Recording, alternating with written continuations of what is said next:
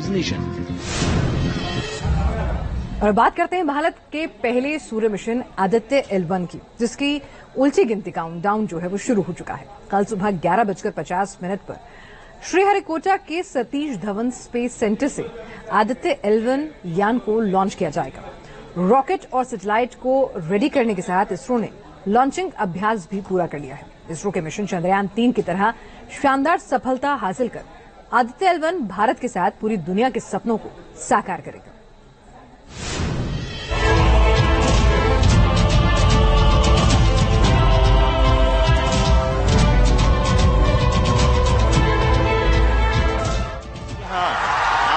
Screen पे देख सकते हैं कि हम चंद्रयान 3 से साउथ पोल पर कदम रखने के साथ चंद्रमा के राज जानने में जुटा भारत सूरज के रहस्यों पर से पर्दा उठाने के लिए तैयार है। सूर्य के सीक्रेट्स पता लगाने के लिए इसरो का पहला सूर्य मिशन आदित्य L1 की उल्टी गिनती शुरू हो गई है। इसरो प्रमुख एस सोमनाथ की माने तो शनिवार की सुबह घड़ी की सुई में 11:50 होते ही श्री हरिकोटा के सतीश धवन स्पेस सेंटर से आदित्य L1 यान को लॉन्च किया जाएगा। रॉकेट और सैटेलाइट को रेडी कर इसरो ने लॉन्चिंग अभ्यास भी पूरा कर लिया है। चांद छूने के बाद इसरो के अंतरिक्ष में सबसे ऊंची उड़ान है। भारत के सूर्य मिशन आदित्य L1 का काउंटडाउन शुरू शनिवार की सुबह 11:50 पर श्री हरिकोटा से लॉन्चिंग। सूरज के रहस्यों से पर्दा उठाएगा इसरो का आदित्य L1। इसरो का लक्ष्य है सूर्य मिशन आदित्य L1 भारत की पहली अंतरिक्ष ऑब्जर्वेटरी बनेगा। आदित्य L1 से सूर्य के बारे में ज्यादा से ज्यादा बारीक जानकारी जुटाई जाएगी। सोलर अर्थ सिस्टम में 5 लॉन्चरेस पॉइंट है। लॉन्चरेस पॉइंट L1 वही जगह है जहां आदित्य L1 जा रहा है।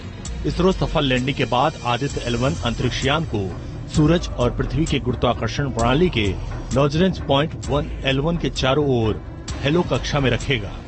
लॉन्चरेस पॉइंट पर जब दो पिंडों वाली गुरुत्वाकर्षण प्रणाली में एक छोटी वस्तु को रखा जाता है तो वो स्थिर रहती है। सूर्य और पृथ्वी जैसे दो पिंड ऑप्टिम पॉइंट्स पर कम ईंधन के साथ बने रह सकते हैं। आदित्य L1 स्पेसक्राफ्ट को पहले पृथ्वी की लोअर ऑर्बिट में रखा जाएगा, फिर कक्षा को अधिक दीर्घाकार वृत्ताकार बनाकर पृथ्वी के गुरुत्वाकर्षण क्षेत्र से बाहर की तरफ भेजा जाएगा। लॉन्चरेस पॉइंट 1 तक का सफर पूरा करने में आदित्य L1 को लगभग 4 महीने लगेंगे। पृथ्वी के गुरुत्वाकर्षण से बाहर निकलने के बाद आदित्य L1 का क्रूज स्टेज शुरू होगा। आदित्य L1 की दूरी धरती से करीब 15 लाख किलोमीटर होगी। आदित्य L1 पर ऑन बोर्ड कुल 7 पेलोड है, जिनमें 4 रिमोट सेंसिंग और 3 इनसिट पेलोड्स हैं। आदित्य L1 के जरिए इसरो सूरज के फोटोस्फीयर, क्रोमोस्फीयर और सबसे बाहरी लेयर कोरोना की अलग अलग कलर बैंड में 5 साल तक बारीकी से स्टडी करेगा। आदित्य L1 में लगे हाईटेक उपकरणों को खासतौर पर क्रोमोस्फीयर और कोरोना सौर वातावरण का निरीक्षण करने के लिए ट्यून किया गया है। मिशन की सबसे खास बात यह है कि इसमें लगे रिमोट सेंसिंग पेलोड्स और इनसुट पेलोड्स जैसे 7 में से 6 उपकरणों को देश में ही विकसित किया गया है। इंडियन इंस्टीट्यूट ऑफ एस्ट्रोफिजिक्स ने आदित्य L1 में लगे स्वदेशी उपकरणों में सबसे ज्यादा विजुअल एमिशन लाइन क्रोनोग्राफ को बनाया है। इस उपकरण को बनाने में 9 साल लगे हैं, जिसमें 40 ऑप्टिकल एलिमेंट्स लगाए गए हैं। विजुअल एमिशन लाइन क्रोनोग्राफ के जरिए सूरज के कोरोना इमेजिंग और स्पेक्ट्रोस्कोपी की स्टडी होगी। इसरो के सबसे किफायती सूर्य मिशन की पूरी दुनिया अभी से गुणगान कर रही है। आदित्य L1 मिशन का बजट मिशन चंद्रयान से भी कम है। आदित्य L1 की लागत करीब 400 करोड़ रुपए है। आदित्य L1 सूरज के रहस्यों से जब पर्दा उठाएगा तब भारत की सफलताओं के सामने पूरी दुनिया नतमस्तक नजर आएगी। आदित्य L1 मिशन का मकसद सूर्य के ऊपरी वायुमंडल के गतिकी का अध्ययन करना है।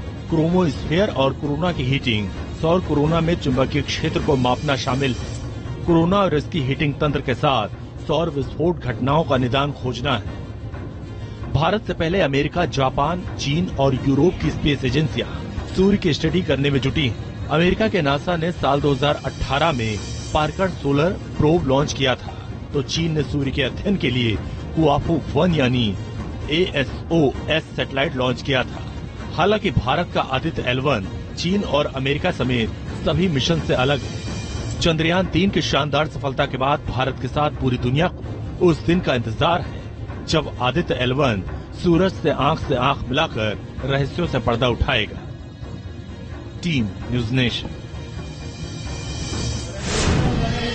तो महाराष्ट्र के जालना में